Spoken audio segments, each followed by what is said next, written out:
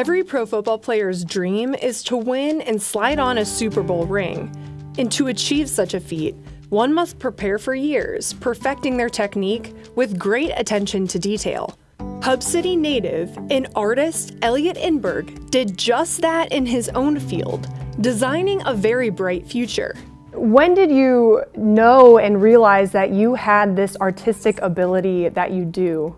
Probably about 10, 11. I drew a lot of sports figures like Lou Gehrig or Babe Ruth or sports figures that from that time. There was a problem in those days because we went to a 2-room country school, no paper. And now you could get paper any place, paper and pencil. In those days, you had to scrounge up paper to draw on. It was difficult. Even so, there was no shortage of talent. To grow his technique, Inberg attended the University of South Dakota, where he majored in advertising art and sharpened his tools for what was to come. Well, I had the benefit of other artists that went to school at university, and then they went on to work at Johnston's ring manufacturers.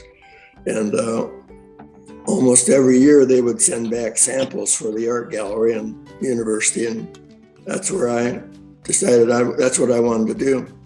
In 1967, he started working for Lenox Awards, where he would soon receive his biggest project yet. I won't let the cat out of the bag or anything, but a lot of the Super Bowl winners already knew which company they're going to go with. Al Davis was not like everybody else.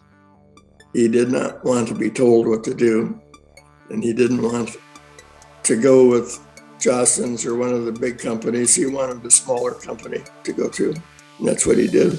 With Lenox Awards, Inberg was commissioned by the Oakland Raiders to create the championship ring for Super Bowl XI if they won.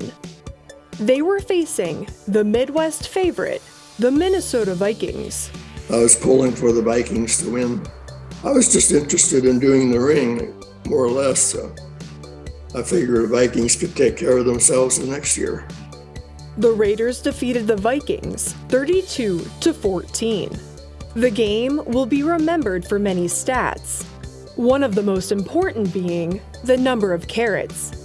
Embracing the 76 Raiders identity, Inberg designed a 14-carat white gold ring with an onyx stone that featured 27 diamonds, boasting more than 6 times the amount of previous rings. What do you remember from making and designing that ring? I remember it's a lot of work. In those days, we didn't have computers, of course. Pen and ink and watercolor and airbrush. Combination of Al Davis and me, we both had the same idea of something simple. I don't think we'll ever see another Super Bowl ring with a 1-carat diamond on top, for one thing. The diamonds are getting smaller and more of them, and what people don't realize is all these little diamonds on top are worth nothing. While ringing in the new era, Inberg would create memories that last a lifetime.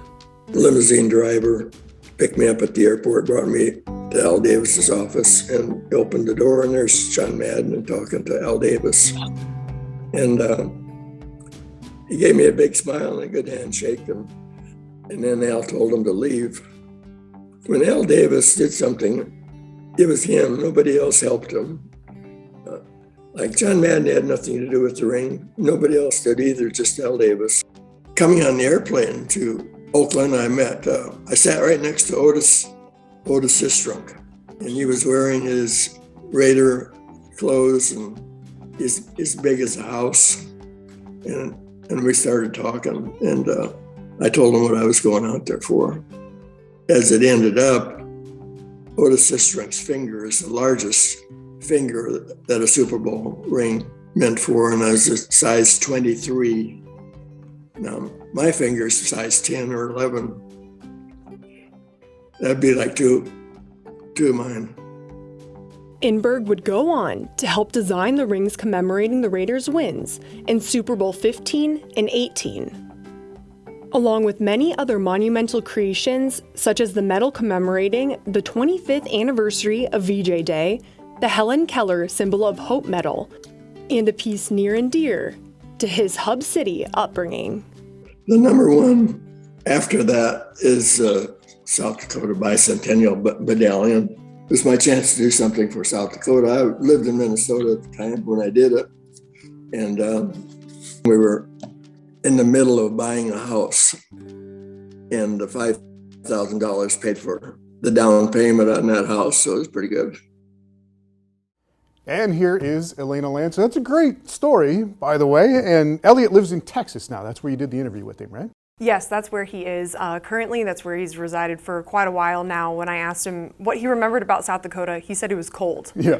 So yes, he's down there where it's warmer. Great guy, and got to chat with him and his son. And going strong at 88 years old. That's impressive as well. His ring was impressive at the time. It was kind of ahead of its time and is still considered one of the best designs. Is that right? Yes, there are multiple sites that have those top 10 lists, including USA Today. Theirs listed his as still one of the best, even after all of these years. That 1 carat diamond really does it for you. And then Al Davis wanted something totally different, something that nobody had ever had before, and he definitely delivered on that. Elliot basically designed the ring. He didn't make it, but did he get to keep one of the rings for himself? So the Raiders had 102 rings made, about $4,000 at the time. The NFL chipped in just a little over $700, but the Raiders covered the rest. There was one that the company that he worked for, they got to keep. He was able to take it home, show his neighbors, show his family, but next day had to go back into the vault. Ah, too bad. All right, great start. Appreciate it, Elena Lansing.